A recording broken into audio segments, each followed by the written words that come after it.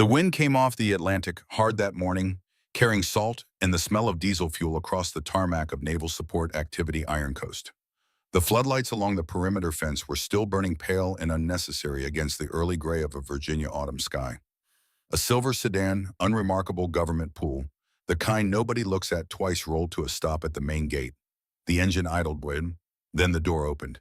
She stepped out without ceremony. Jeans, a faded navy hoodie, the kind you buy at a base exchange and wear until the letters start to crack. Boots that had seen long miles on harder ground than this. One hand reached back into the car and pulled out a single duffel bag, not heavy, not large, the kind of bag that said she had learned a long time ago to carry only what she needed. She was 38 years old. Her hair caught the wind and she let it. The guard in the booth was young. Petty Officer Cody Fallon, 20 years old, dark circles under his eyes, a half-finished energy drink, sweating on the counter beside his keyboard. He slid the window open and held out one hand without looking up. She placed her ID and her transfer orders into his palm. He glanced at them. His eyes moved across her name, moved across the words Administrative Transfer Logistics Support. He swiped the card, clicked through two screens, and handed everything back with the mechanical efficiency of someone performing a task he had performed 400 times before. He waved her through. Behind the booth, two Marines leaned against the concrete barrier in the half-darkness, paper coffee cups in hand, voices low and easy, with the comfort of men who have been standing the same post together long enough that silence feels like conversation. One of them watched her cross the gate line and said something to the other. They both laughed. She didn't hear the words. She didn't need to. She had heard that register of laughter before in enough places enough times to understand exactly what it meant. She kept walking. Her eyes moved not nervously, not cautiously, but with the slow, deliberate sweep of someone taking inventory. The idle vehicles in the lot near the eastern pier. The communications tower on the ridge with its amber caution light blinking in an irregular pattern that meant something in the relay was already stressed. The warehouse doors along the south wall, one of them hanging 2 inches off its track. She noticed all of it. She said nothing. What Cody Fallon did not know as he reached for his energy drink and turned back to his screen was that the woman he had just waved through his gate had commanded a strike group through the Strait of Hormuz under live fire. That she had stood on the bridge of a guided missile cruiser at 3 in the morning with 4 destroyers and an aircraft carrier in her charge and made the kind of decisions that either bring every ship home or end careers permanently. That the ribbons she had earned and rarely wore included one given to fewer than 60 officers alive in the United States Navy. What Fallon did not know was that Diana Holt was a Rear Admiral, the youngest flag officer in fleet history, and she had come to this base not because Washington had assigned her here in the ordinary way, though officially on paper, that is exactly what the transfer order said. She had come here because she had asked to, because she had read the readiness reports for Naval Support Activity Iron Coast and recognized something in the numbers that most people looking at the same data had failed to see. Not incompetence, not bad luck. Something with a different shape entirely. She had made one phone call to a man she trusted in the Pentagon. She had told him what she needed. 3 days later, the orders existed. Clean, scrubbed. Her name in the system as a mid-grade administrative transfer from Norfolk, routed through a logistics channel that nobody at Iron Coast would think to question. The Admiral line, the classification codes, the routing path through 3 levels of higher headquarters had been reduced to something that read like a routine permanent change of station for a mid-grade officer nobody had heard of. She carried one thing that was not in any personnel file. In the inside pocket of the hoodie against her ribs was a notebook. Small, leather-bound. The cover worn to the color of old coffee, the spine cracked and soft from decades of being opened and closed. It had belonged to her father. He had carried it himself for 11 years in the United States Navy, and when he left, when the Navy finished with him, which was not the same thing as him finishing with the Navy, it was one of the few things he took. Her father's name was Robert Holt. He had been a supply officer, a good one. Methodical, careful, the kind of man who believed that the way a military sustains itself in the field is not glamorous, but is absolutely foundational, and who treated that work with the seriousness it deserved. In 1978, he wrote a report. The report documented a pattern of fraud in a naval procurement chain, falsified delivery records, inflated contracts, funds disappearing into a network of arrangements that had been running quietly for years. He compiled the evidence carefully. He submitted it through proper channels with his name on every page. Nothing happened. He submitted it again. He was transferred to a posting in the Aleutian Islands. 6 months later, he was encouraged to consider retirement. He was 34 years old. He spent the rest of his life working at a hardware store in Chesapeake, Virginia. He coached Little League on Saturday mornings. He never talked about the Navy unless someone asked, and even then only briefly, with the measured neutrality of someone who has made peace with something that did not deserve peace. He gave her the notebook the summer before she left for Annapolis. Inside the front cover in his handwriting, small and exact, the penmanship of a man trained to write in the margins of official forms. The ones who stay quiet are not neutral. They are accomplices. Below those words in her own handwriting, added years later in a different pen, I know, Dad. I know. She had carried the notebook on every difficult assignment since, not as a talisman, not for sentiment. She carried it because it reminded her what she was actually doing when the paperwork and the protocol and the machinery of rank threatened to obscure it. She was not here to manage a base. She was here to see one clearly. The headquarters building rose ahead of her, square gray glass doors that caught the morning light without quite reflecting it. Inside, the lobby opened into the low-grade hum of a place that ran on fluorescent lighting and institutional necessity. Phones rang on a recurring cycle. A printer somewhere down a hallway made the grinding sound of a machine performing a task it had never been designed to perform forever. A television mounted in the corner was playing an old training video. Nobody was watching it.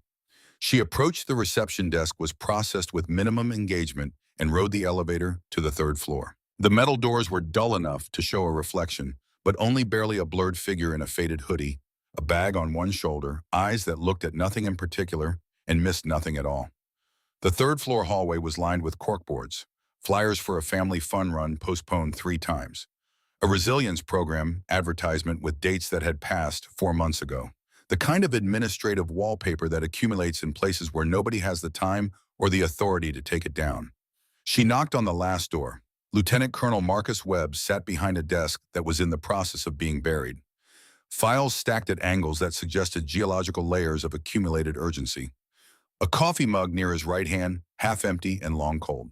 His uniform was neat ribbons, aligned creases, correct the presentation of a man who maintains these things not for appearances, but because they are the last thing he has full control over when everything around him is sliding. He was 52. The skin around his eyes carried the weight of a man who had been solving other people's problems for so long it had become indistinguishable from his own face. But his eyes, when they finally moved to her, were sharp. The sharpness of someone who had once been faster than his years and still retained enough quickness to catch things other people missed.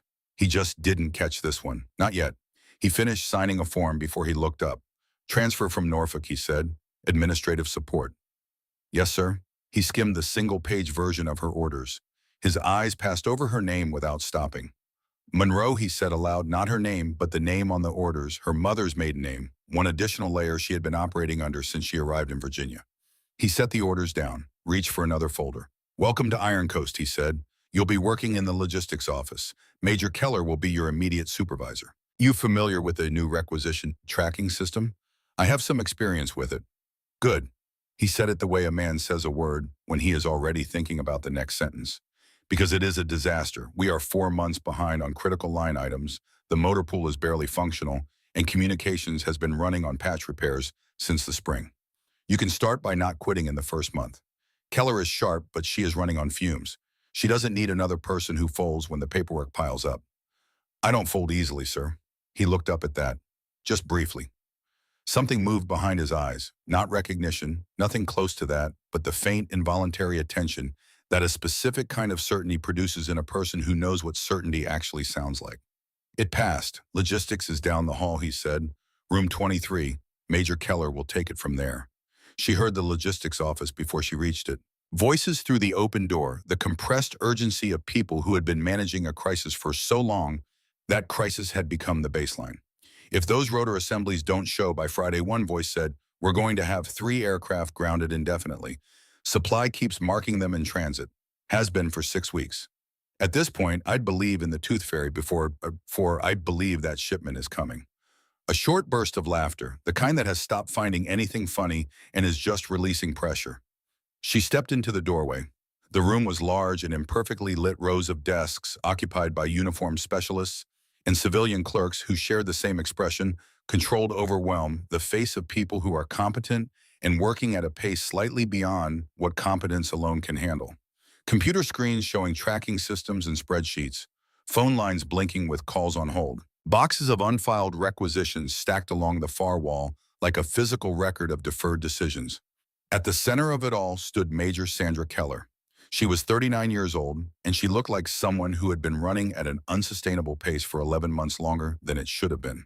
Her hair was pulled back in a bun that had been precise this morning and was now approximate. Her uniform was pressed. The lines under her eyes were the kind that accumulate not from weakness, but from caring too much about a system that keeps requiring more than it returns. She held a tablet in one hand and a folder in the other, moving through the room with the concentrated attention of someone responsible for everything in it. She turned when she heard Diana's footstep. "Administrative transfer," Diana said. "Reporting to you." Keller scanned the forwarded orders, exhaled once, not with frustration, but the breath of a person recalibrating around one more variable. "Welcome to Iron Coast," she said.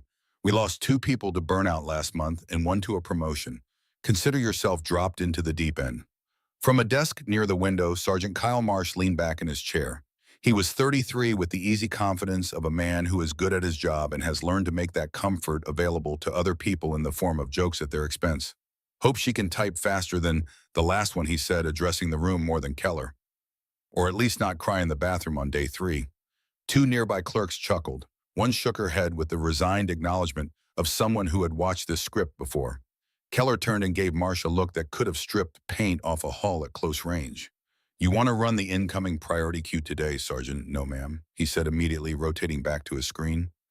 Diana absorbed it without expression. She had heard sharper words thrown across steel decks in the middle of the Pacific at 3 in the morning by men who had good reason to be angry and no good target for it. She understood what Marsh was doing. He was not cruel. He was bored and frustrated, and the system around him had stopped responding to effort, so he had learned to manage that distance with humor. It was a survival mechanism, not a character flaw.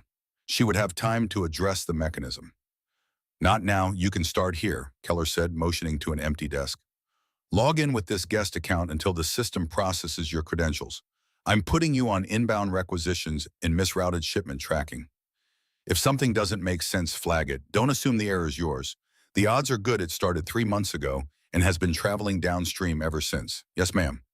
Diana set her duffel under the chair, sat down, and rested her fingers lightly on the keyboard. The screen filled with lines of numbers and codes. Each line was a unit somewhere on the base waiting on something they needed to do their job. Replacement parts for vehicles that should have been moving.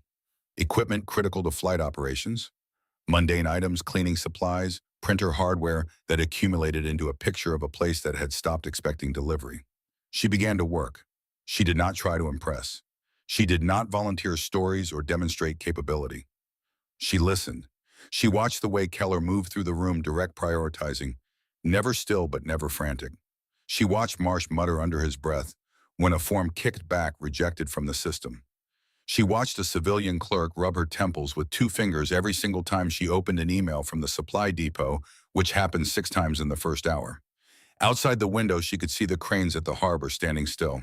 The silhouettes of 2 ships at berth, riding higher in the water than ships at anchor typically do, which meant their holds were lighter than they should be. Along the south pier, a row of vehicles sat in a lot that nobody seemed to be entering or leaving. A few had their hoods open. One had its front tires missing entirely. She looked at the requisition queue on her screen and started matching numbers to names. By mid-morning, a shape had begun to emerge from the data. It was not dramatic. It did not announce itself. It appeared the way significant things often appear, quietly in the space between items that looked unrelated, in the slight but consistent gap between what the system said had been delivered and what the people in the field said had arrived. Multiple line items, parts for ground vehicles, communications equipment, maintenance hardware had been logged as received at the depot level, signed for, cleared from the intake queue. But when she cross-referenced against field unit status reports, those same items were absent. Units were still waiting for materials the system believed they had already received. The divergence was not random, it was consistent, and it had been building for longer than anyone seemed to have noticed, or if they had noticed, for longer than anyone had found the will to name out loud. She printed nothing, wrote nothing visible. She made small marks in her own shorthand in the margin of a scratched notepad she kept beside the keyboard notations that would mean nothing to anyone who looked at them and everything to her when she reviewed them later. Then she heard the voice. It came from the hallway, easy practice, carrying the warmth of a man who has learned that a good greeting is its own form of currency. She looked up. Captain Brian Sutter walked past the open door of the logistics office at 11:43 in the morning, moving with the unhurried confidence of a man who knows where every door in a building leads. He was 44, built with the slight thickening of a person who was athletic in his 30s and is now primarily administrative. His uniform was immaculate. He had the handshake ready before Lieutenant Colonel Webb had fully extended his arm, and the laugh that followed whatever Webb said was precisely calibrated, warm enough to be genuine, brief enough to be professional. He glanced into the logistics office as he passed. His eyes moved across the room with a reflexive scan of someone confirming their territory is undisturbed. His gaze crossed Diana's desk, registered the badge, administrative transfer, and then moved on. He did not look at her face. She watched him for the 3 seconds he was visible in the doorway, and then she looked back at her screen. The afternoon passed in fragments and orientation. Keller assigned her a stack of backlogged intake forms. She worked through them without complaint, at the pace of someone doing the work correctly rather than quickly. At 4 in the afternoon, a young man stopped at the edge of her desk. He was 22, thin, in the way of someone who forgets to eat when anxious, with the expression of a person who has been carrying something privately for slightly too long. His name tag read Beckett, Seaman First Class Owen Beckett, assigned to data entry and records management. "Ma'am," he said and stopped. She looked up. He seemed to be deciding something. "Then I think I may have messed something up. Some of the old entries are flagging in the new system and I can't figure out why. Every time I fix one thing, 3 more break. I've been staying late for 2 weeks trying to catch up. I haven't told Major Keller because I wasn't sure how bad it was." Diana looked at him for a moment. Then she pushed her chair slightly to one side, making room. "Show me," she said. He pulled a chair over and opened his screen. She leaned in. The errors were cascading, each one triggering 2 more downstream, the kind of chain reaction that looks like user incompetence on the surface, but which, when you follow the thread back far enough, resolves into something else entirely. She followed the thread. It took 40 minutes. The logistics office emptied around them by 6 in the evening, Keller the last to leave with a file under her arm and a brief look in their direction that she did not interrupt. Outside the base settled into its evening rhythms, the creak of vessels at anchor, the distant percussion of maintenance somewhere in the shipyard. Diana traced the errors backward through 4 months of records. What she found was not a mistake that Owen Beckett had made. What she found was a mistake that had been made above him in the original data table, structured over a period of time that suggested either extraordinary carelessness or extraordinary intent, in a way that made the downstream errors appear to originate at the level of the person doing the entry. The person doing the entry was 22 years old, working alone, trying to fix someone else's architecture with his bare hands for 2 weeks without telling anyone. She walked him through the structure of the error chain, showed him where it originated, showed him the pattern it created, wrote a simple 4-step checklist on a yellow notepad in plain language that he could follow to stabilize the entries without making the underlying problem worse. By 8 o'clock, the immediate cascade had stopped. Beckett rubbed his eyes with the back of one hand. He was quiet for a moment. "You didn't have to stay," he said. "Most people would have told me to figure it out." She shook her head slightly. "The system gave you a bad foundation. That's not the same as being bad at the job." He looked at the yellow notepad in his hand, then back at her. "Thank you," he said simply, the genuine relief of someone who has been holding something alone and has been helped to set it down. "Keep the checklist," she said. "You're better at this than the system has let you be." He nodded and gathered his things, and she watched him go. The building was nearly empty now. The fluorescent lights hummed their single note. Outside, the amber caution light on the communications tower blinked its irregular rhythm against the dark. She had been in this room for 12 hours. She had filed forms, reconciled records, fixed a young sailor's data cascade, and said very little. Nobody had looked at her twice. She was to every visible measure exactly what her badge said. She was an administrative transfer from Norfolk. One more body assigned to a problem too large for any single body to solve. She looked at the data on her screen for a long moment. Then she thought about Beckett, 22 years old, his name on every line of data that someone had been carefully building toward a particular conclusion. She had seen this architecture before. Not at this base, not in this specific form, but in the structural logic of it, the way a system can be arranged, so that when it fails, the failure lands on the person with the least power to contest it. She had seen it, and she had not been able to stop it once a long time ago, and she had carried the weight of that specific insufficiency into every room she had entered since. She was not going to carry a new one out of this building. She closed the screen, stood up, folded the yellow notepad twice, and put it in her jacket pocket. Outside the headquarters building, the Virginia night had turned cold. The floodlights along the fence line threw hard shadows across the gravel. The communications tower blinked its amber light against the sky with no visible stars. She thought about her father. She thought about a hardware store in Chesapeake, about a man who coached Little League on Saturday mornings and answered questions about the Navy briefly and carefully with the measured neutrality of someone who has made peace with something that did not deserve peace. She put her hand against the outside of the jacket over the pocket where the notebook sat. Then she kept walking. The motor pool at Naval Support Activity Iron Coast occupied a long rectangular bay on the eastern edge of the installation close enough to the harbor that on still mornings you could smell the water through the oil and rubber and old exhaust that permanently occupied the air inside.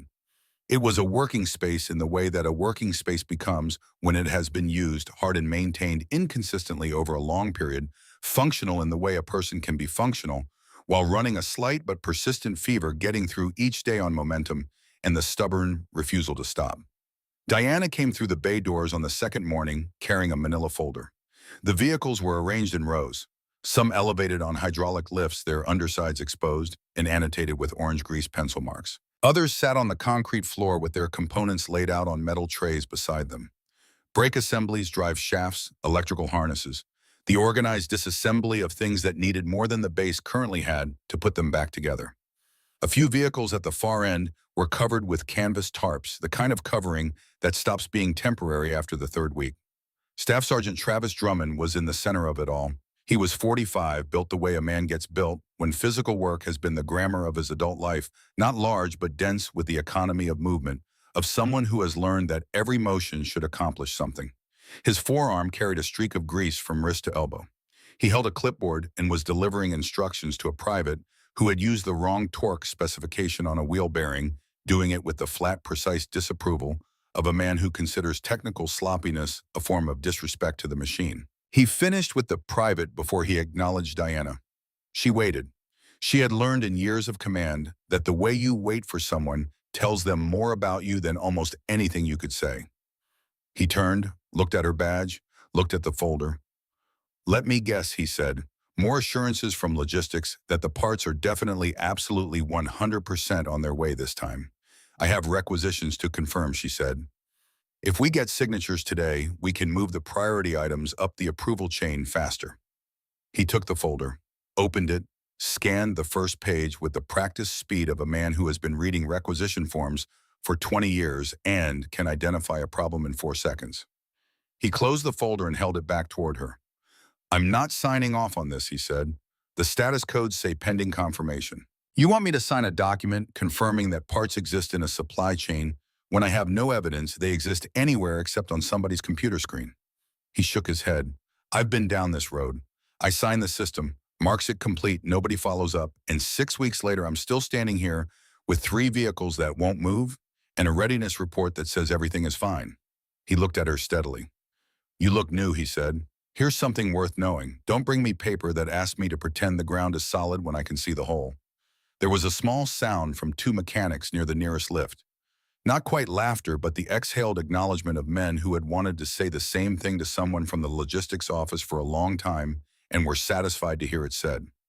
She stood her ground. She did not recalibrate her tone into the careful diplomacy of someone managing a difficult personality. She looked at him with the direct attention of someone who had heard what he actually said.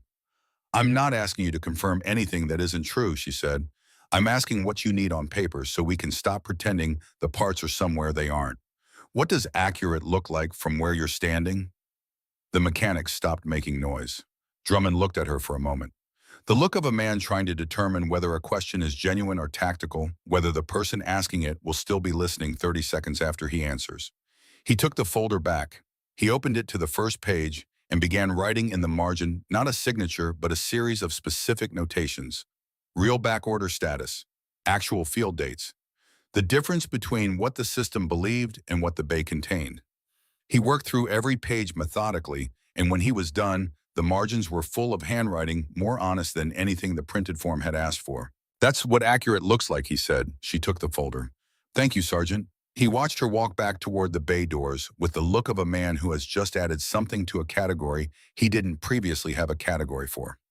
The communications hub was on the north side of the headquarters building in a room designed for the equipment of 15 years ago, and since required to run the equipment of today on the same infrastructure.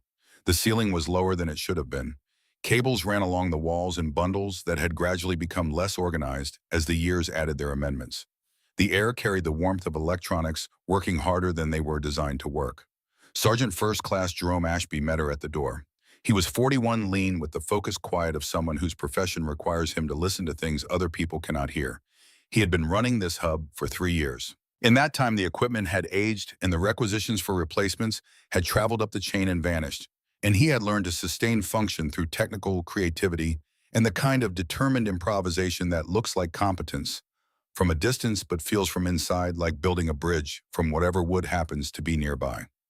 "You're from logistics," he said, not a question. "Yes, I'm trying to understand what the equipment situation looks like from your end." He made a short sound that was not quite a laugh. "Where do you want to start?" He walked her through it in the way a doctor describes a condition to a colleague, clinical specific without softening language. Primary relay array at 60% rated capacity. Backup systems cannibalized from 2 prior generation racks scheduled for replacement in 2017. Uptime for the past 90 days adequate on paper and fragile in reality, dependent on 3 components past their recommended service life replacements on order for 4 months without arrival. He stopped in front of a rack near the far wall. A cluster of indicator lights that should have been uniformly green showed 2 yellows and 1 amber. "If one more component fails in this chain," he said, "we lose redundancy. We go from 60% to a single point of failure. One surge, one bad storm, one day where the weather and the age of this equipment decide to have a conversation and this hub goes dark." He said it without drama, which made it worse. "What happens when you push the requisitions up?" Diana asked. He looked at her with the expression of a man asked to describe a recurring dream. "They go into a queue," he said. "Someone marks them received or deferred or pending budget review. I get a response saying we're not in the highest risk category. The equipment keeps aging. I keep submitting. About 4 months ago, I stopped expecting anything and started planning around the assumption that we would be running like this indefinitely." Diana was looking at the amber indicator light. It pulsed at slightly irregular intervals, the rhythm of something compensating. "What fails first if a surge hits tonight?" He pointed without hesitation to a relay module near the center of the rack. "Third from the left." She looked at it, memorized the model number on the casing, then asked him for the part numbers on everything critical. He listed them from memory, which told her how often he had looked at them and how little had changed. She wrote them in her notepad in plain numbers because these were facts she intended to act on and she wanted them readable. She did not make promises. She had learned that promises made from insufficient authority are a form of cruelty. "Thank you, Sergeant," she said. He nodded. Then after a moment, "You're the 3rd person from logistics who's come down here this year to ask questions." The other 2 had notebooks too. She looked at him. "Nothing changed after either of them," he said. He was not accusatory, just honest in the way of a man who has organized his expectations around evidence. "I understand," she said, and she left it there. She was back at her desk in the logistics office by early afternoon, 3 forms deep into the requisition backlog, when she felt the change in the room before she identified its cause. A degree of attentiveness in the clerks nearest the door. The quality of quiet that descends on a room when someone with social mass enters it. She did not look up immediately. She finished the line she was entering, set her pen down with the unhurried precision of someone who is not afraid of what they might see, and then she looked up. Captain Brian Sutter was standing in the logistics office doorway. He was smiling. An excellent smile, the practiced warmth of a man who understood that visible goodwill is its own form of operational security. He held a paper coffee cup and nodded to Keller with the easy familiarity of someone who has been nodding to people in this building for years. Then his eyes moved across the room. They stopped at Diana's desk. He walked over, unhurried, the walk of a man visiting, not inspecting. He stopped beside her workstation and looked at the screen with mild proprietary interest. "You're the new transfer," he said. "Yes, sir. Administrative support." He glanced at the screen. His eyes read the columns for 2 seconds long enough to understand what she was looking at. "Old intake records," he said. His tone was conversational. "There's a lot of noise in the historical data. System migrations, format changes. It tends to look worse than it is once you know the context. Better to focus on current intake. The historical stuff will just slow you down while you're getting oriented." He said it pleasantly in the same easy register as everything else he had said. Diana responded in the even accommodating tone of a new clerk receiving helpful guidance. Of course, sir. Thank you. He held the eye contact for a half-second longer than the content of the conversation required. Then he smiled again, moved back toward the door, said something brief to Keller that made her smile and was gone. The room resumed its previous rhythm as though nothing had happened. Diana looked back at her screen. She had been looking at the historical intake records. She had been looking specifically at a pattern she had spent most of the previous evening documenting. The same pattern now extended across 18 months of data, resolving into something she could no longer describe charitably as administrative error. The gap between logged deliveries and actual field receipts was too large, too consistent, and too specifically concentrated in categories of equipment expensive enough to matter and diffuse enough to avoid easy scrutiny. And every line in that pattern passed through the same approval node. Captain Brian Sutter's signature appeared at the depot receipt level on 43 of the 67 discrepant line items she had identified. Not exclusively, but consistently enough that the word pattern had become, in the privacy of her careful thinking, the word evidence. She made a small mark in her notepad. Then she thought about Owen Beckett. The errors in his system were not random downstream consequences. They were the predictable result of input data modified at the source, small adjustments, the kind that required access and intent in a way that created a credible paper trail leading away from the origin point and toward the last person who had touched the records. The last person who had touched the records was 22 years old. She was going to be very careful. She was going to be patient. She was going to build something airtight before she moved because the architecture of what she had found required a case so complete that no network, no prior relationship, no suspended review could touch it. But she was going to build it, and she was going to finish it. That evening it rained. Not the hard, purposeful rain of a storm system, but the low, persistent rain of a weather pattern that has settled in along the Virginia coast and intends to stay for a while. The logistics office had mostly emptied by 8. Diana remained at her desk working the last of a batch, cross-referencing intake data against field receipts, the kind of work that requires patience and offers nothing in return except accuracy. At 9:14, her secure phone vibrated once. The message was from a contact in Washington, a name she trusted in the way she trusted very few names earned through years of proximity to decisions that revealed character under pressure. The message contained two things. The first, Captain Brian Sutter had 3 years prior been the subject of an internal review that was quietly suspended before conclusion. The review had concerned procurement irregularities at a previous posting. The suspension followed a conversation between a 2-star in the Pentagon's Logistics Directorate and the office of a senior senator from the Armed Services Committee. The senator and Sutter did not know each other directly, but the senator's chief of staff had served alongside Sutter's former commanding officer for 4 years, and in Washington that is the distance that collapses when it needs to. The second, a caution. If she opened a formal investigation before she had documentation sufficient to be bulletproof, the same network that suspended the previous review would mobilize again. Faster because she would have announced herself.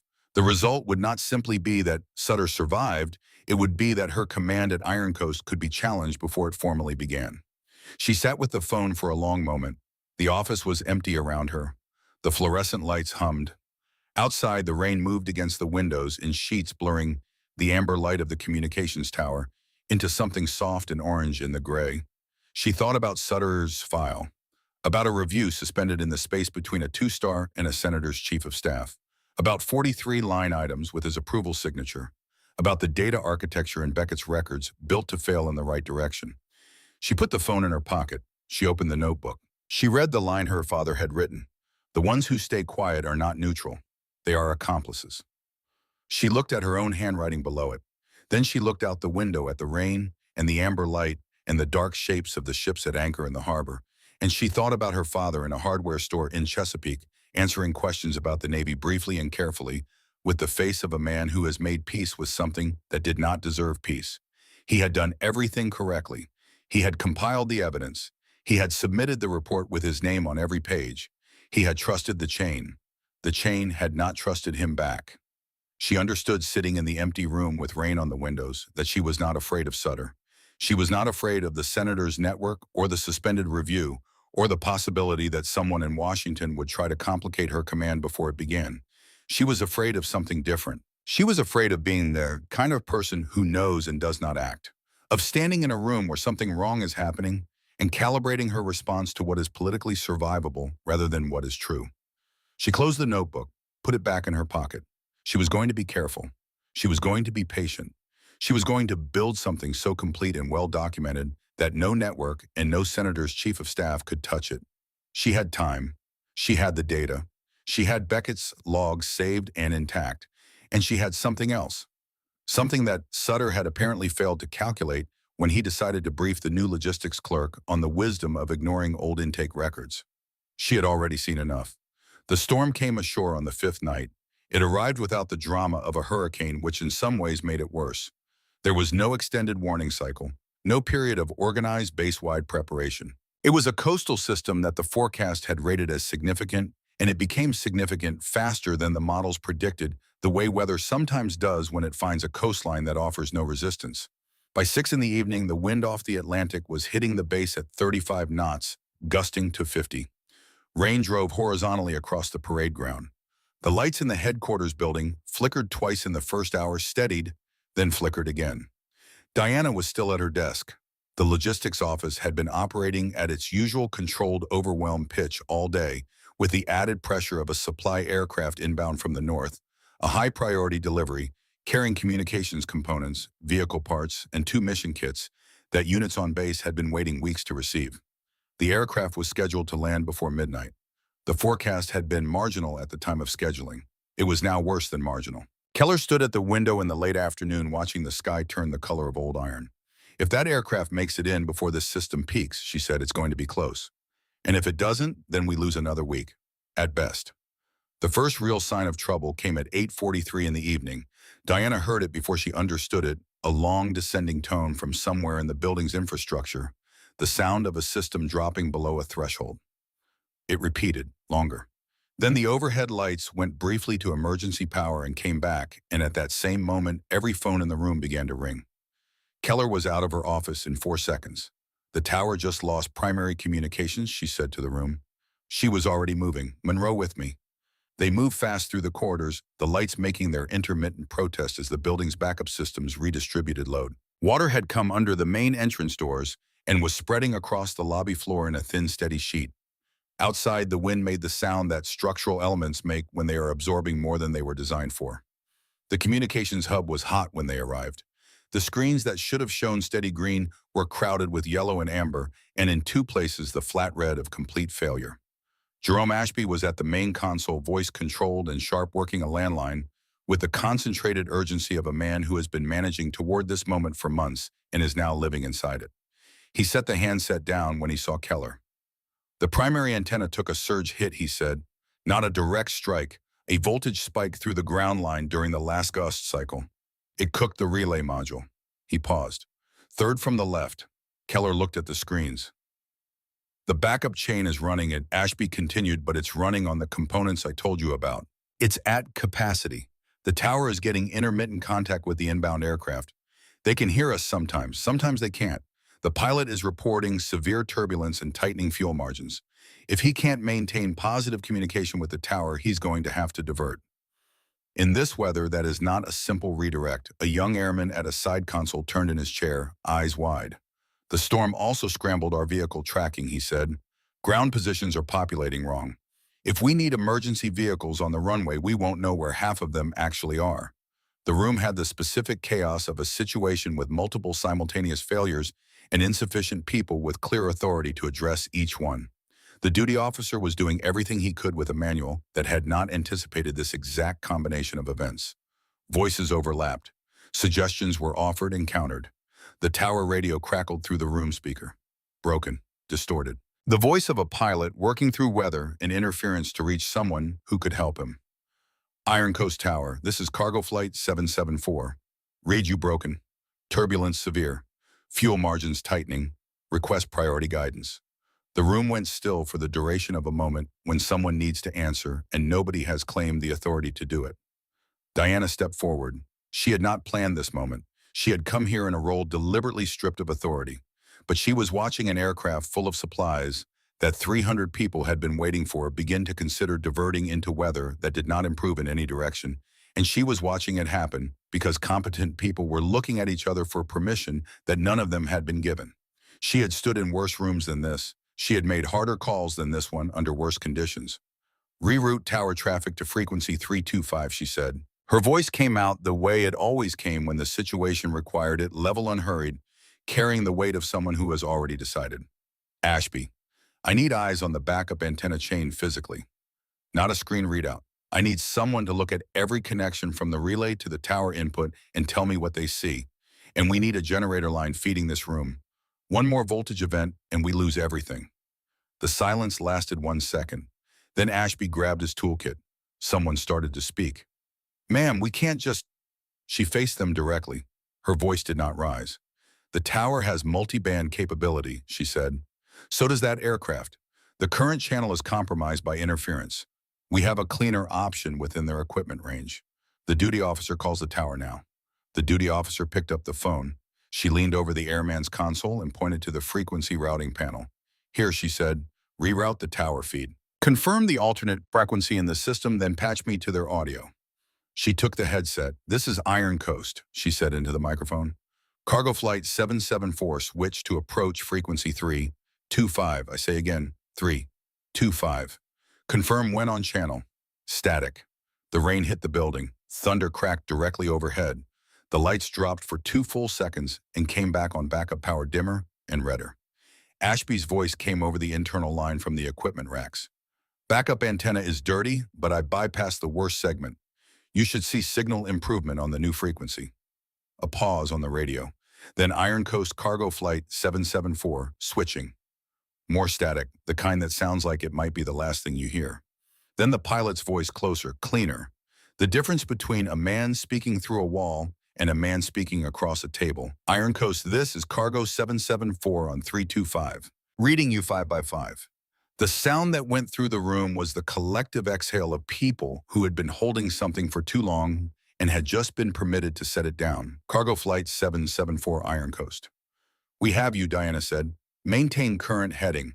Tower is vectoring you through the lightest part of the cell. Expect turbulence, but you are within safe parameters. Priority landing is confirmed. Your ground support will be standing by. She handed the headset to the tower operator, who took it and slid into the frequency with the renewed competence of a man who has been shown the door and can now walk through it himself. She turned to the airman at the tracking console. Forget the automated positions, she said. Start a manual status check. Call motor pool security and medical. Get human confirmations for any vehicle that needs runway access. Nothing moves based on that screen until someone with eyes on the vehicle confirms it. Yes, ma'am. One more call. Get me Staff Sergeant Drummond. The line connected in 40 seconds. Wind and rain loud in the background. Drummond's voice unhurried and ready, in the way of a man who has been awake since the storm started and is not surprised to be needed. I heard you needed power, he said.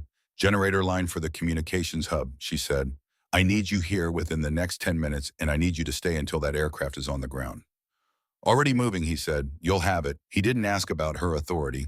There was no question in his voice about who she was or what gave her the right to make the call. There was only the response of a man who had been waiting for someone to ask him the right thing at the right moment, and who recognized, even in the noise in the dark, that this was it. While Drummond's team connected the generator and the screens in the hub, steadied while the tower vectored the aircraft through the worst of the cell, with increasing confidence, Jerome Ashby worked his way back from the equipment racks and stopped beside Diana. He spoke quietly. I found something in the system logs while I was in the back, he said. She looked at him. 48 hours ago, he said someone delayed the emergency procurement order for the backup relay components. The order that would have stabilized this hub before the storm. It was flagged priority. Someone with depot-level approval access pushed it back 3 days. The automatic delay notification never triggered because of how the approval was coded. He handed her a printout, a single page, small text, date and timestamps in the header. She looked at the approval signature. She already knew whose name she would find. But seeing it on paper with a timestamp and a routing code and the unremarkable bureaucratic formatting of a decision that had nearly cost a pilot his life and would have buried every trace of what Brian Sutter had been doing under the cover of a weather event was different from knowing it. This was not a man who had drifted into corruption through carelessness. This was a man who had looked at a forecast, looked at an aging hub running at 60%, and made a calculation. One deliberate delay, one manufactured crisis, one clean story about equipment failure and bad weather told in the language of timestamps and routing codes with a 22-year-old sailor positioned at the bottom of the paper trail to absorb whatever didn't wash away. She folded the printout once and put it in her jacket pocket next to the notebook. Keep this log, she said to Ashby. Every timestamp, every routing code, every access record from the past 96 hours. Don't delete anything. Don't tell anyone outside this room. He nodded once. He had the understanding of a man who has been watching something wrong happen for long enough that he recognized immediately the face of someone who intended to stop it. Cargo Flight 774, this is Iron Coast Tower. You are cleared for final approach runway 09er. Wind 270 at 22 gusting to 38. Welcome home. Roger, Iron Coast. Coming in. 20 minutes later, in the rain and the wind and the last force of a storm that had done its worst and found it insufficient, the aircraft touched down on runway 09er at Naval Support Activity Iron Coast. It taxied clear of the active runway and came to a stop on the apron, its lights burning steadily in the dark, and the ground crew moved out to meet it without waiting to be told. Sandra Keller stood at the window of the communications hub and watched it happen. She turned and looked across the room. The screens were green. The equipment was holding. The voices of the tower operators had regained the calm certainty of people doing their job correctly and knowing it. She looked at Diana, and for the first time since the transfer clerk from Norfolk had walked into her logistics office 5 days ago, Sandra Keller looked at her the way you look at someone when the version of them you constructed in your head has failed to survive contact with the evidence. How did you know the 325 frequency, she asked. Diana set the headset on the console. The Gulf, she said. Different frequency, same storm. She said it without elaboration, and then she turned to make sure the airman at the tracking console had his manual confirmations in order, and the question hung in the room unanswered, which was the only honest thing she could offer Keller right now. Outside, the rain continued, but the aircraft was down. The crew was safe. The parts were on the ground. And in Diana Holt's jacket pocket, folded once, was a printout with a timestamp that proved Brian Sutter had known the storm was coming and had made his choice. She had everything she needed now. She was going to finish it. The storm passed sometime before 4 in the morning. It did not announce its departure. It simply stopped the wind dropping in increments, the rain thinning from horizontal sheets to vertical lines, to the occasional isolated drop tapping against the window glass of the communications hub. By 3:45, the only sound outside was the slow drip of water finding its way off rooftops and down drain pipes and the distant, settling creak of the harbor as the water returned to its normal register. Inside the hub, the screens were green. Jerome Ashby sat at the main console with his sleeves rolled to the elbow, running a final diagnostic pass on the backup chain. The generator Drummond's team had connected hummed outside the building wall, a sound so steady it had become part of the room's ambiance, indistinguishable now from the baseline sound of a system that was for the first time in months operating with genuine redundancy. Diana stood at the window. The runway was empty and glistening under the perimeter lights. The aircraft was at its parking spot on the apron, ground crew still working around it under portable floodlights, with the efficient momentum of people who had been waiting weeks for this delivery and were not going to wait another hour to receive it properly. She could see from this distance the angular shapes of equipment cases and parts packaging being offloaded, ordinary and essential, and the physical form of things that would tomorrow allow vehicles to move and systems to function and people to do their jobs without the particular exhaustion of working around something broken. Sandra Keller spoke from behind her. Her voice had the quality of someone choosing words with more care than usual. Monroe, she said, I need to ask you something. Not the badge, not the orders. She paused. Who are you actually, Diana looked at her for a moment. The honest answer was also the answer she was not prepared to give. In this room at this hour, with Ashby 15 feet away and a disciplinary process she needed to complete. Someone who needed to see this place before anyone knew I was here, she said. Keller absorbed that. She was quiet long enough that the generator outside and the drip of remaining water and the soft percussion of cargo being unloaded on the apron had time to fill the room between them. Then she said, What do you need from me? Nothing yet, Diana said. Keep doing what you're doing. Take care of your people. I'll ask when the time comes. Keller nodded, not a fully satisfied nod, but a trusting one. It was Lieutenant Colonel Marcus Webb who found her in the hallway at 2 in the morning, 2 days after the storm. She was walking back from the logistics office where she had spent the previous 3 hours completing the documentation she had been building since day one. Cross-referenced intake records, field receipts, delay timestamps, approval signatures, Ashby's log from the night of the storm, Beckett's error chain traced back to its source, 43 line items, 1 name. It was complete now. Complete in the way a case is complete when a person with prosecutorial authority would look at it and see no gaps worth defending. She was carrying a folder. Webb was coming from the direction of the JAG annex, which told her something. He was in his service uniform at 2 in the morning, which told her something else. He stopped when he saw her. For a moment, neither of them moved. Then he said quietly, "I don't know exactly who you are. I have a reasonable hypothesis. I've had one for about 10 days. She waited. "I ran an informal background check on day 3, he said. "Not through official channels. Through a contact I've kept since I was a JAG officer. What came back was interesting. Not conclusive, but interesting." He looked at the folder in her hand. "The tattoo," he said. "The way you quoted Section 7 of the security manual to the flight line sergeant. The way Drummond and Ashby responded to you during the storm. Those things don't add up to administrative transfer from Norfolk." She said nothing. "I didn't act on what I found," he said. "I wanted to see what you would do with the time." He was quiet for a moment. "You did not disappoint." She held his gaze. She was standing in a hallway at 2 in the morning with a folder containing evidence against a man with a senator's network behind him, talking to someone who had kept her cover for 10 days without being asked for reasons that were his own.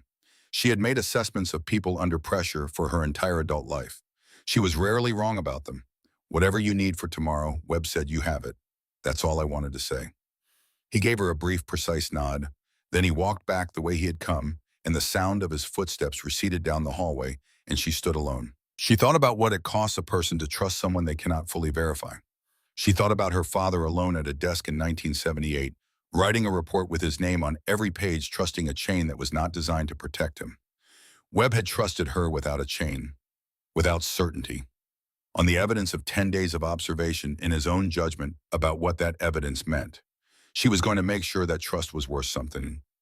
Captain Brian Sutter filed the formal complaint at 3:14 in the afternoon, 2 days after the storm, the afternoon before Diana's change of command ceremony was scheduled to begin. He had spent most of those 2 days constructing it, which was visible in the precision of its language and the care of its regulation citations. It was the most thorough document he had produced in his career, and it would be the last. The complaint alleged that an administrative transfer employee named Diana Monroe had, during a communications emergency on the night of the coastal storm, impersonated a command authority, issued operational directives to uniformed personnel without legal standing. To do so, accessed classified system data outside her assigned duties, and interfered with the established chain of command in a manner constituting a serious breach of military protocol. It requested an immediate inquiry and the suspension of the named employee from base access pending investigation. Sutter had done several things correctly in constructing this document. The timeline was accurate. The specific actions described were real. The regulation citations were appropriate. As a piece of paperwork, it was competent. What he had done incorrectly was submitted. The inquiry board convened at 9 in the morning in the second-floor conference room of the headquarters building. Notification had been sent to all parties named. Named parties had the right to appear.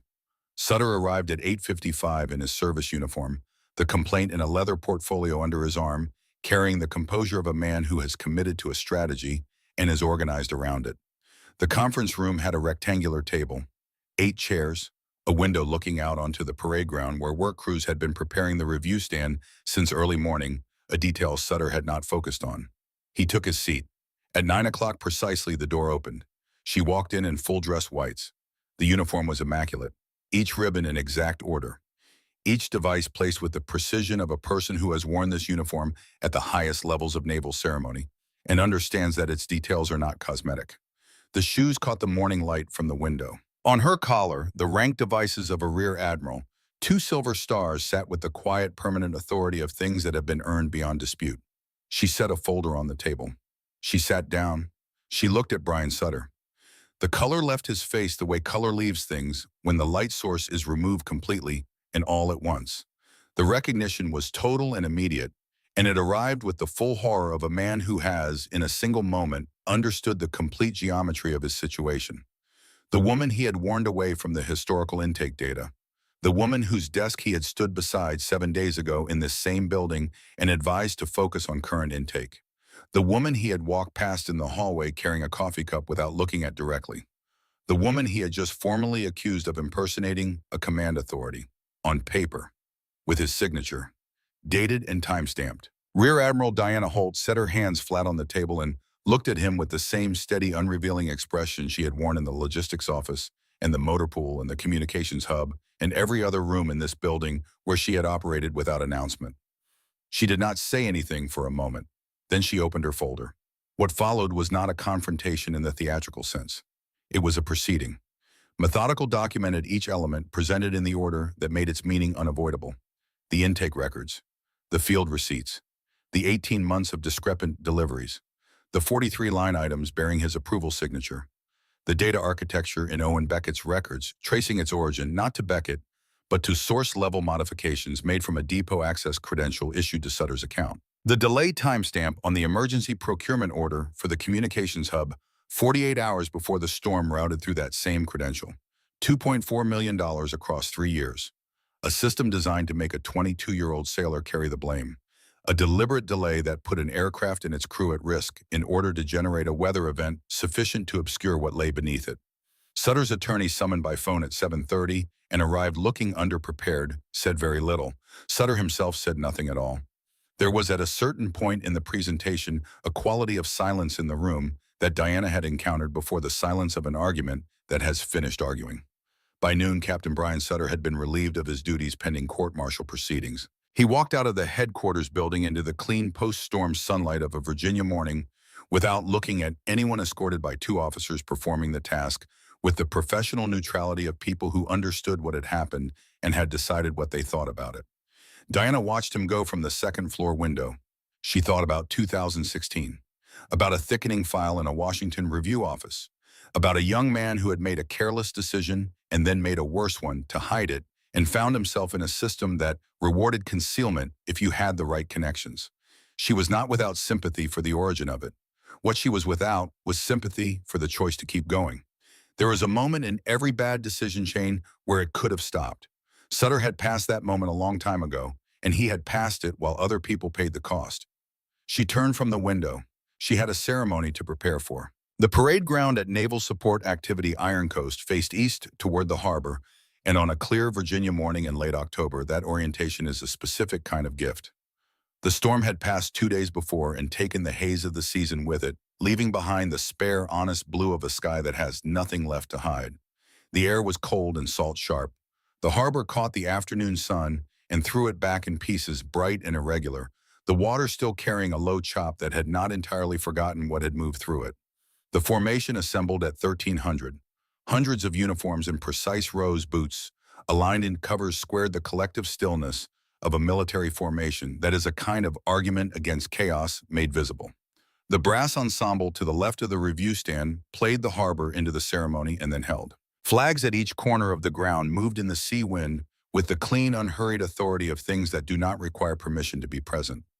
Diana approached from the side entrance, not the main approach. She had chosen this deliberately. She was not going to appear at the far end of a long ceremonial walk preceded by announcement. She was going to step into the light from where she had been standing for 2 weeks from the same ground, where she had walked and listened and worked, and the people in that formation were going to see her. At the same moment, the recognition arrived. She wanted them to understand that the distance between what they had thought and what was true was not a performance. It was a fact about how leadership actually functions when it is functioning honestly. She stepped into the sunlight. The dress whites did what dress whites do in afternoon light on a clear day after a storm. They were unambiguous.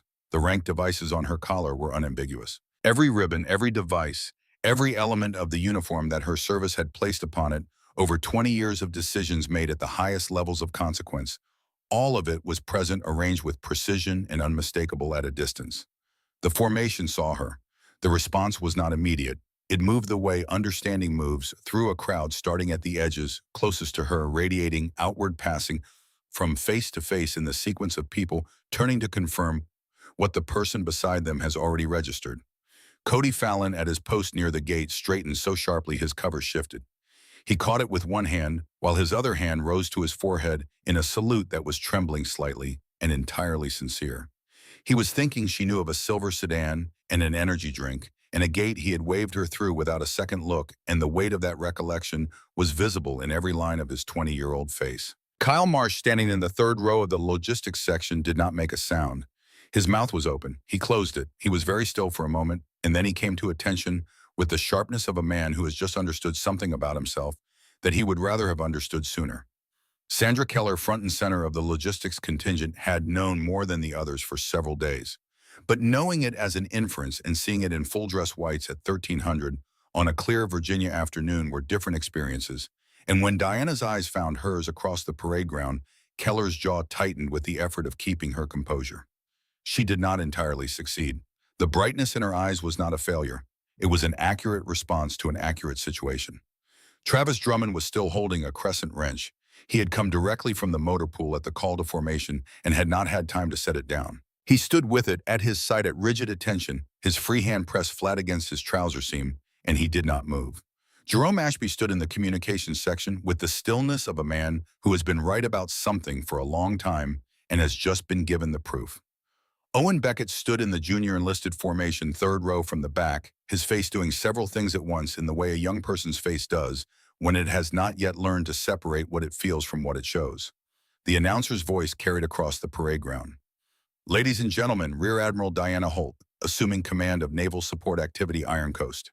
She stepped to the podium. She looked out over the formation. She took the time to look at it properly, not as a commanding officer reviewing a display, but as a person reading a room, taking in the specific human reality of the people in front of her, their faces and their postures and the quality of attention that a formation gives when something true is happening.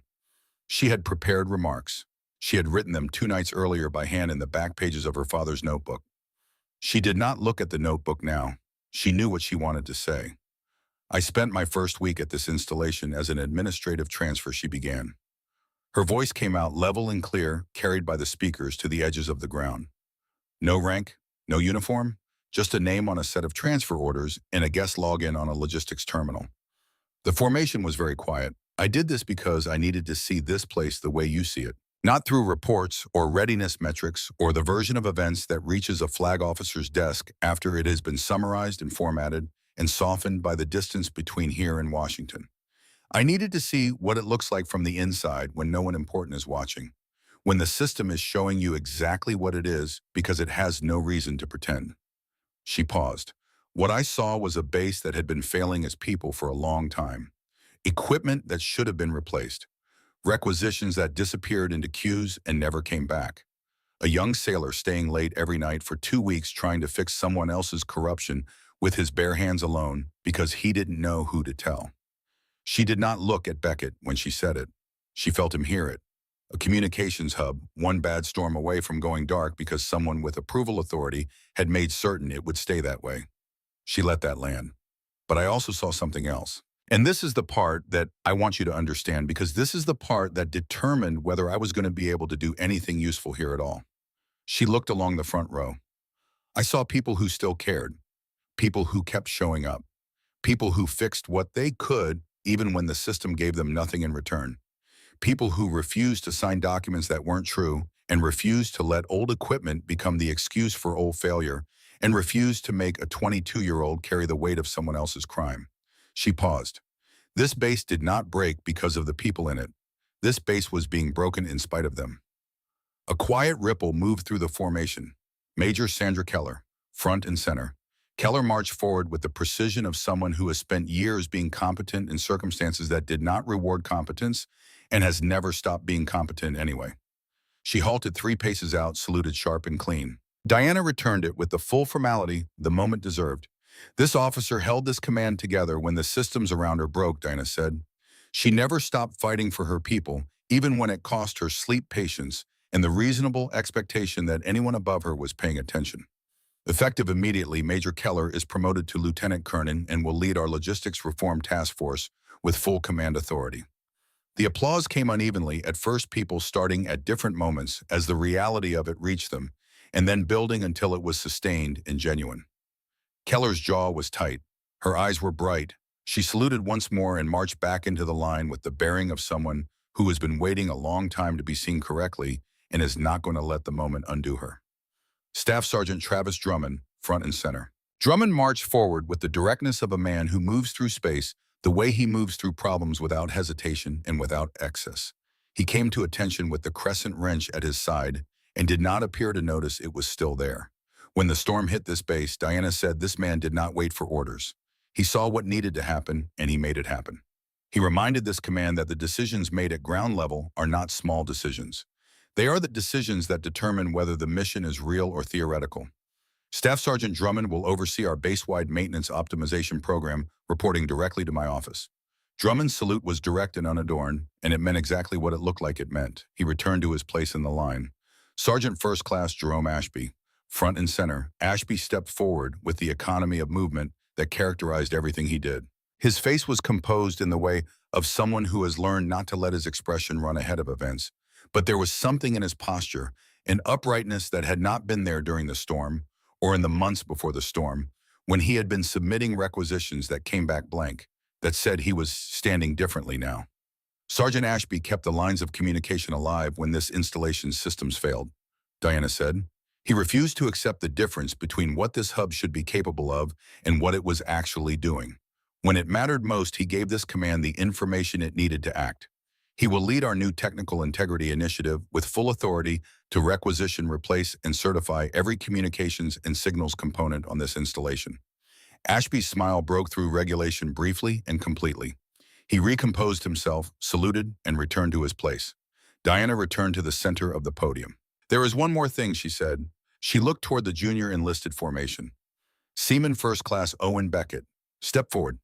A rustle moved through the formation. Beckett came forward from the third row with the slightly unsteady step of a young man working very hard to walk normally. He halted, saluted. His hands were not entirely steady. This sailor came to me with a data problem that was not his fault and had been constructed deliberately to appear as though it was. He said Diana, and the word carried everything she intended it to carry. He came forward not because he was certain anyone would listen. He came forward because he hadn't run out of integrity yet, even after 2 weeks of working alone in the dark. Seaman Beckett's record is clear. His work stands as the example of what this command expects from everyone who serves here, that you bring the problem forward even when it costs you something, and that you trust someone is listening. Beckett's eyes were bright in a way he was doing his best to manage. He saluted. She returned it with the full precision she had given every salute that morning. He returned to the line. Diana looked out over the formation one more time. "I am not here to tell you that everything that was wrong is now right," she said. "It isn't. We have real work ahead. The kind that takes months and requires honesty about where we actually are rather than where the reports say we are." She paused. "What I am here to tell you is that from this day forward, the distance between what this installation reports and what it actually is will be zero.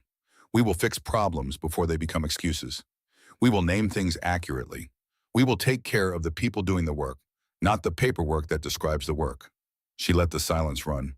"Because the people doing the work are what this installation actually is." In the front row, Lieutenant Colonel Marcus Webb raised his right hand. It came up slowly with the deliberate quality of a man who has decided on the gesture and is making it on his own terms. Not ceremonial, personal. The salute of someone who had trusted a thing that turned out to be worth trusting. Diana returned it. For a moment, nothing else moved. Then the way these things happen, when they are real unevenly, organically, without a signal or a command, the formation followed. Hands rising at different moments from different places in the rows until the entire parade ground was a field of raised right hands, the sound of hundreds of boots coming together, rolling outward across the ground and off the hangar walls and over the harbor water, like something that had been waiting a long time to be released. The sound rolled across the water. Off the steel hulls in the harbor, the kind of sound you feel in your chest before you hear it with your ears. The Navy hymn began. The brass section lifted the first solemn notes out across the post-storm air. The harbor caught the sound and sent it back, changed the way all things are changed, by passing over water. Diana stood at attention and looked out over the formation and listened to it. She had stood in formations like this one before, at ceremonies where the pageantry was larger and the stakes more publicly legible. She had understood them in the abstract way you understand things when you are inside them. She had never understood it this specifically. The specific weight of it came from the specific people, from Drummond still holding the crescent wrench, from Keller standing in her new rank with her jaw tight and her eyes honest, from Beckett in the third row standing straighter than he had been standing an hour ago, from Ashby, who had logged the timestamps and kept the evidence and trusted that someone would eventually ask the right question, from Webb, who had trusted her before she had given him a reason to. The hymn reached its final note and spread out across the harbor, and was absorbed by the afternoon, and the formation held its position in the silence that followed, And in that silence was everything that needed to be said. 6 months later, the warehouses on the South Pier ran without backlog. Every shipment logged, every item traceable, every form verified not out of fear, but out of something that had replaced fear in the months since the change of command. Pride was too simple a word for it. It was closer to the satisfaction of a system that finally reflected the people inside it. The tracking system that Owen Beckett had been assigned to manage, the one built to fail in his direction, had been rebuilt from its source architecture by Beckett himself, working with 3 technicians and a project timeline Diana had approved on his recommendation. The system was now the most accurate intake documentation platform on the eastern seaboard. 2 other installations had requested access to the methodology. Beckett had been promoted. He had also been asked to present the methodology at a logistics conference in Norfolk, which he did with the quiet, precise confidence of someone who has been through something that cannot be faked and comes out the other side knowing exactly what they are capable of. In the motor pool, Travis Drummond's maintenance metrics led the entire region for the 4th consecutive month. The vehicles were operational. The readiness reports said so, and the vehicles themselves confirmed it, which had not always been the relationship between readiness reports and vehicles at this installation.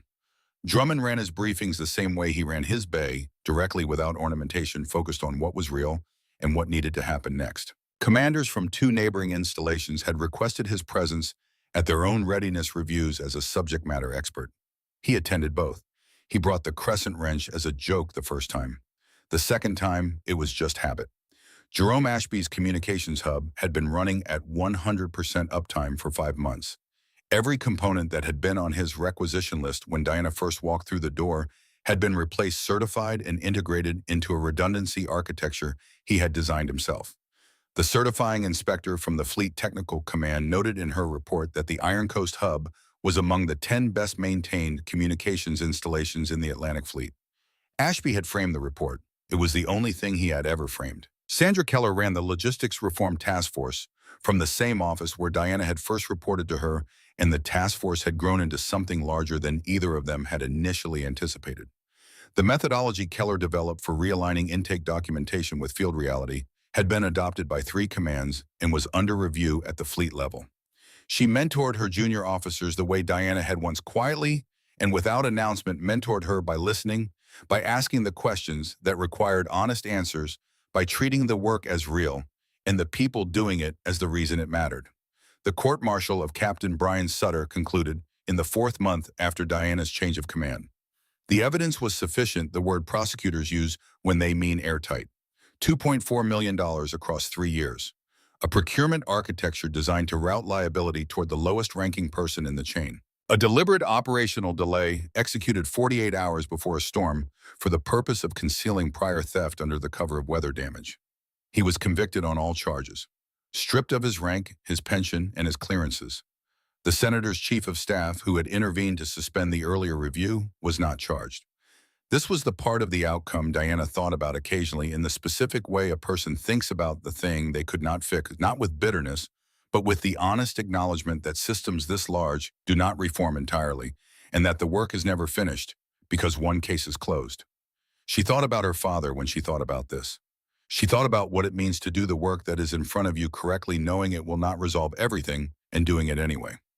On the evening of the 6th month, Diana walked the perimeter near the harbor after the workday had ended. The light was doing what autumn light on the Virginia coast does in the late afternoon, going gold and horizontal, laying itself flat across the harbor surface in long strips that made the water look like a different material, denser and more permanent.